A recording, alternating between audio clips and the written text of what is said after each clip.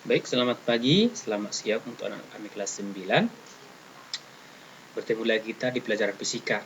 Oke, kita tetap akan melanjutkan materi kita. Di bab kemarin kita sudah belajar itu tentang namanya kemagnetan. Oke, untuk kali ini kita masuk ke induksi elektromagnetik.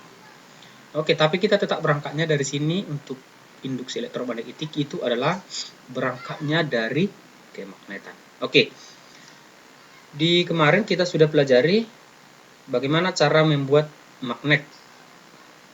Oke, misalnya ini ada sebatang besi, ya, sebatang besi. Ketika kita lilitkan dengan kumparan, ya, setelah dililitkan itu kumparan, kita hubungkan dengan namanya sumber arus DC, ya, atau batu baterai. Di sana nanti batang besi ini akan berubah menjadi magnet. Kira-kira seperti itu ya cara pembuatan magnet. Oke, sebelum kita ke induksi elektromagnetik atau sebelum apa itu induksi elektromagnetik, coba simak gambar berikut. Di sini di gambar ini ada namanya magnet dan ada namanya kumparan. Ya, ini kumparan dan ini adalah magnet. Ya, ini kumparan, ini adalah magnet. Oke, dan pada kumparan itu dihubungkan namanya galvanometer. Oke, lihat peristiwa yang pertama.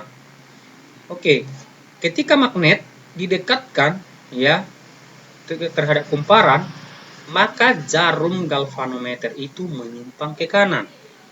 Yang kedua, ketika dijauhkan, maka jarum galvanometer itu menyimpang ke kiri. Jadi apa itu induksi elektromagnetik? Induksi elektromagnetik itu adalah gejala munculnya GGL induksi dan arus listrik induksi pada suatu penghantar akibat perubahan jumlah garis gaya magnet yang memotong kumparan. Ya, sekali lagi, induksi elektromagnetik itu adalah gejala munculnya GGL induksi dan arus induksi pada suatu penghantar akibat perubahan jumlah garis gaya magnet yang memotong kumparan. Apa itu GGL? Ya, kepanjangan GGL itu adalah gaya gerak listrik. Oke. Di sini tadi ada pertanyaannya. Apa yang membuat jarum galvanometer itu menyimpang? Bagaimana hal itu dapat terjadi? Oke, ini sebenarnya adalah percobaan dari Michael Faraday, ya, percobaan dari Michael Faraday. Jadi ini dapat kita jawab, apa yang membuat jarum galvanometer itu menyimpang? Iya, karena magnet itu sudah menyimpang atau sudah memiliki namanya arus listrik atau kuat arus listrik yang dilambangkan dengan I. Bagaimana hal itu terjadi? Iya, karena tadi magnet itu ya sudah memiliki namanya gaya atau garis gaya magnet. Nah, itu dia. Di sini ada yang kedua, ya.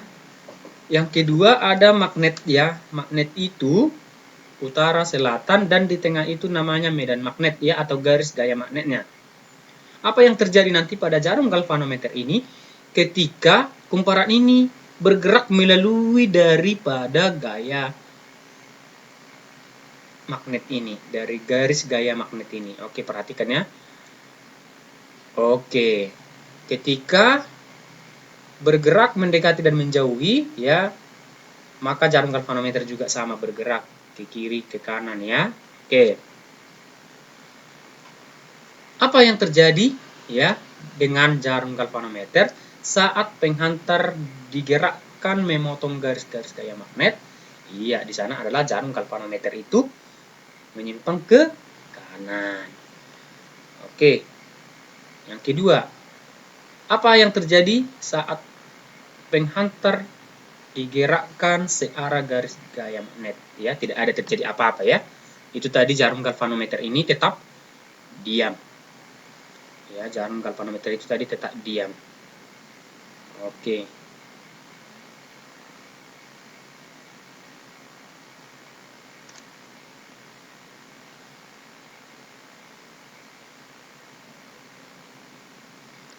Oke.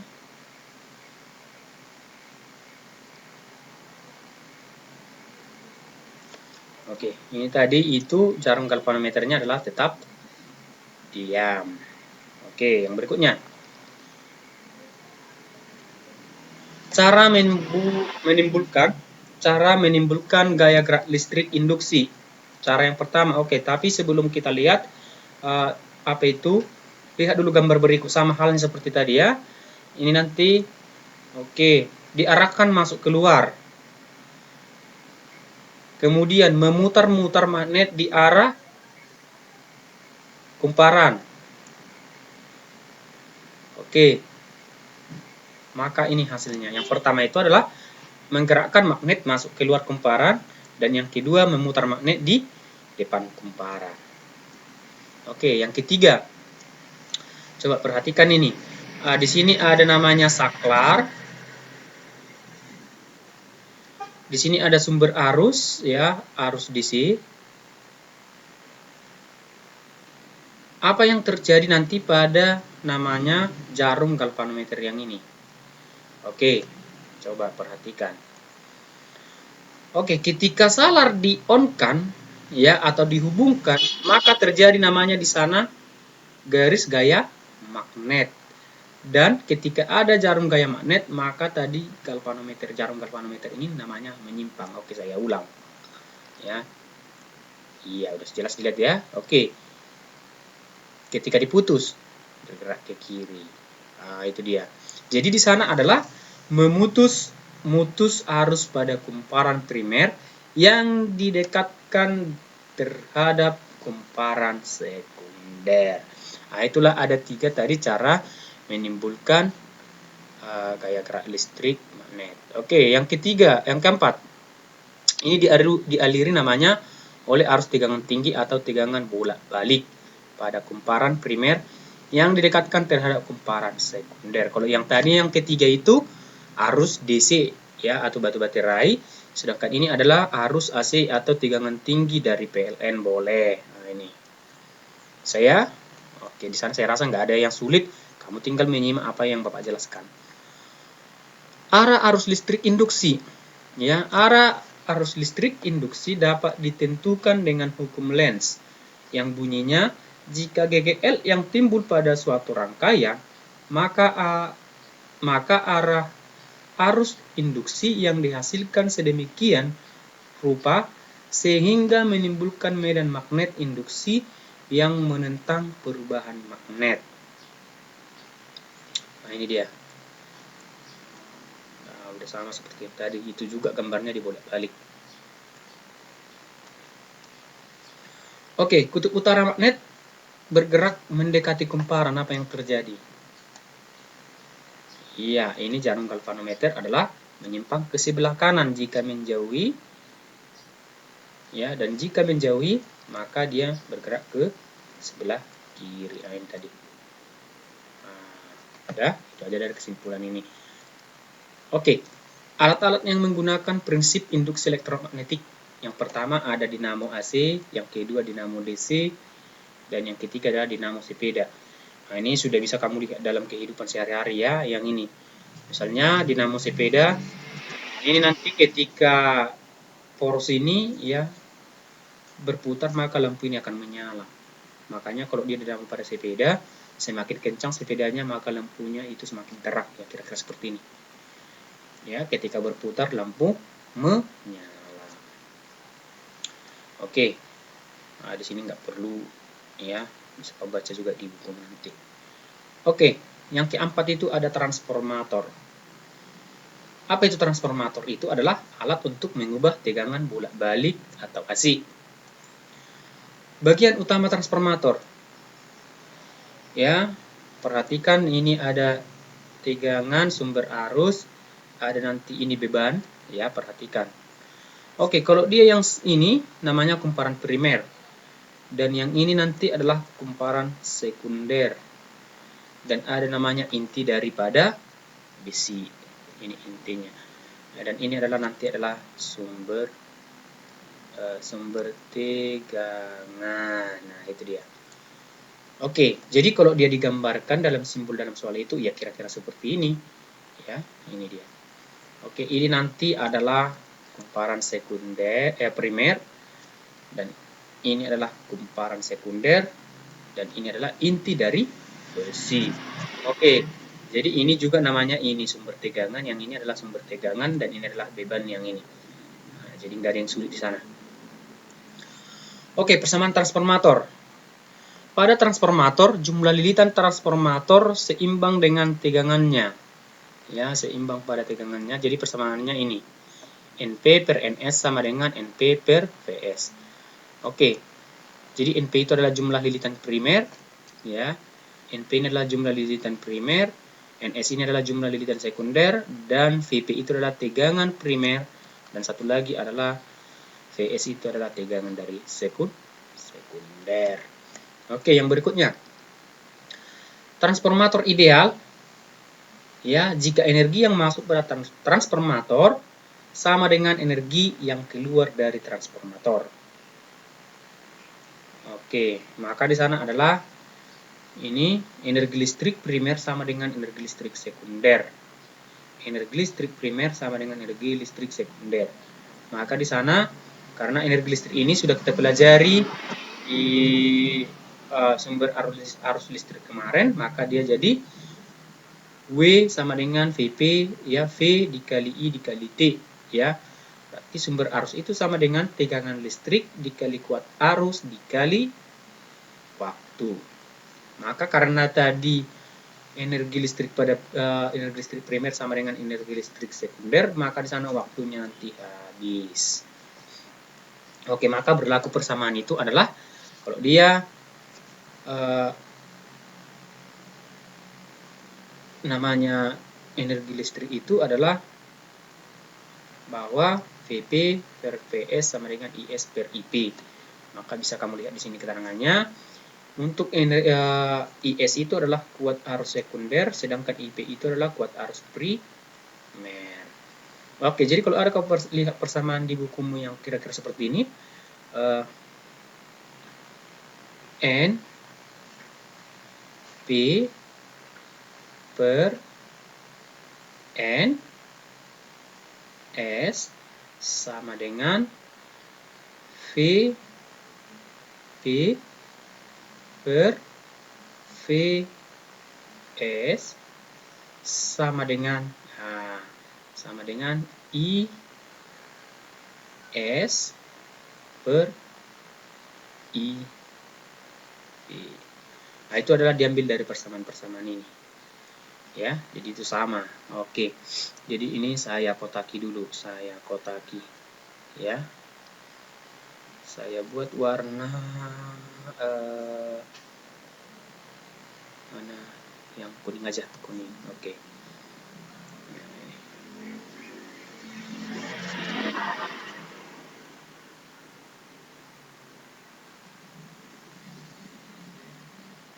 Nah, ini sama ya. Dan nanti kalau misalnya dalam soal ini bisa berlaku NP per NS sama dengan IS per IP pun boleh. Ya, selain dari yang dua ini juga bisa berlaku, yaitu saya buat di sini yang kecil aja ya. Bisa jadi seperti ini. NP per NS sama dengan IS per IP. Ini pun boleh ya, selain dari yang dua ini. Oke, mudah-mudahan bisa pahami. Oke, yang berikutnya jenis-jenis transformator. Jenis transformator itu ada dua. Yang pertama transformator step up, yaitu ciri-cirinya ya. Ciri-ciri transformator step up itu dia yang pertama itu kalau dia transformator step up, dia itu adalah menaikkan tegangan. Baru jumlah arus sekundernya lebih besar daripada jumlah arus primer. Tegangan sekundernya lebih besar daripada tegangan primer. Tapi kuat arus sekunder lebih kecil dari kuat arus primer. Oke, nah, sudah tahu tadi ya, ini jumlah lilitan primer, ini jumlah lilitan sekunder, dan ini adalah inti besi, dan ini sumber tegangan. Jadi di mana arus itu? Di sinilah tadi nanti I-nya. Ya, ketika sudah dialiri sumber tegangan maka akan ada namanya arus listrik. Nah, itu dia. Oke. Oke, yang kedua. Transformator step down. Ya, ciri-cirinya bagaimana? Oke.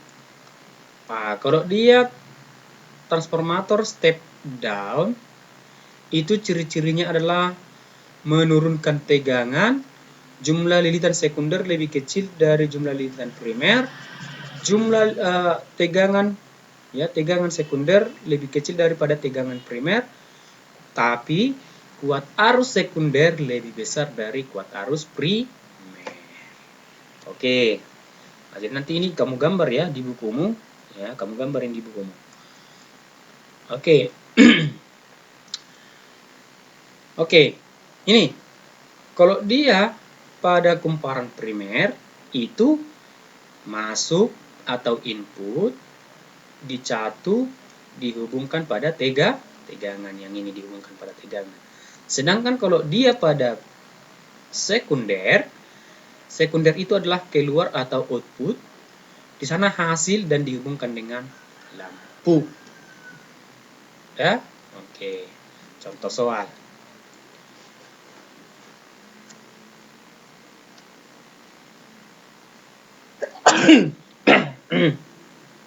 Oke, contoh soal di sana. Sebuah transformator memiliki jumlah lilitan primer dan sekunder adalah, ya, jumlah lilitan primer dan sekunder. Berarti ini primernya, ini sekundernya. Jika kumparan primer transformator diberikan tegangan itu adalah, tapi pada tegangan apa ini? Tadi kalau sumber arus dia pada primer. Oke, langsung saja. Ini saya buat warna putih aja ya. Warna putih ada nggak? Oh, warna ungu atau biru, warna biru. Oke. Saya tulis dulu ya. Diketahui. Oke, yang diketahui di sana adalah jumlah lilitan primer, berarti NP sama dengan 6.000 lilitan. 6.000 lilitan. Oke, dan jumlah lilitan sekunder berarti NS-nya. NS sama dengan 200 lilitan ya, 200 lilitan. Oke. Jika kumparan primer transformator diberi tegangan, berarti tegangan primer ya, VP sama dengan 240 volt. Ya. Maka tegangan yang dihasilkan transformator adalah, yang di sana adalah diminta itu tegangan sekundernya berapa. Tegangan ya, oke, di sana bukan apa ya, bukan kecepatan. Nah, ini karena udah kebiasaan ini nulis kecepatan ini. Di sini bukan V kecil, melainkan dia adalah V besar. Oke, di sana P sekunder sama dengan titik-titik itu berapa. Oke, langsung saja ya. Rumusnya tadi yaitu N P per NS sama dengan PP per PS. Oke, langsung saja. NP-nya adalah 6.000 lilitan, berarti 6.000 per NS-nya adalah 200 per 200 sama dengan VP-nya adalah 240. 240 per PS. Oke. Maka di sana PS sama dengan apa? Ya, ini kali ini ya. Berarti 200 dikali 240 per 6.000. Oke. Langsung saja ya, ini ke sini habis. Oke, saya ganti aja warnanya. Saya buat yang warna merah. Oke, ini ke sini habis. Nah, ini ke sini habis. Ini ke sini habis. 24 dibagi 6. 24 dibagi 6 adalah 4. Ya. 24 dibagi 4. Ini ke sini habis, ini ke sini habis, ini ke sini habis. Berarti maka di sana yang tinggal itu adalah warna biru. Oke, maka PS-nya sama dengan 3 habis, berarti 24 dibagi 6 adalah 4. 4 kali 2 adalah 8. Maka hasilnya sana adalah 8 volt.